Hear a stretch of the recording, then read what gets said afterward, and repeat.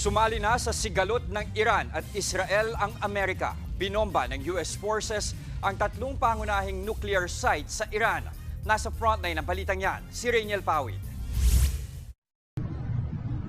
Binalot ng makapal na usok ang lungsod ng Natanz sa Iran matapos ang surpresang airstrike. Ang gumawa niyan ang militar ng Amerika. Tatlong pangunahing nuclear sites ng Iran ang pinilay ng US forces, kabilang na ang Fordo nuclear program. Ang aksyong yang kinumpirma ni US President Donald Trump. Pinadala raw nila ang B-2 bombers. Git niya success ang military operation na tuluyang na-wipe out ang mga nuclear site roon. Tinawag din niyang bully ng Middle East ang Iran.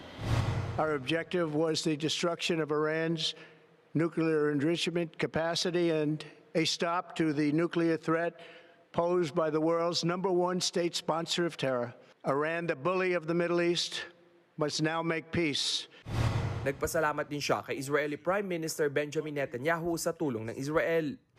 We worked as a team like perhaps no team has ever worked before, and we've gone a long way to erasing this horrible threat to Israel. Si Netanyahu naman sinabing binago ang kasaysayan sa pag-atake ng Iran. Pero makalipas ang ilang oras na pambobomba ng Amerika, gumanti ang Iran at pinaulanan ng ballistic missile ng Israel.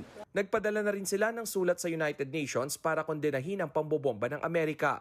Bukod dyan, iginiit din ng kanilang gobyerno na magwi-withdraw na ang Iran sa Nuclear Non-Proliferation Treaty.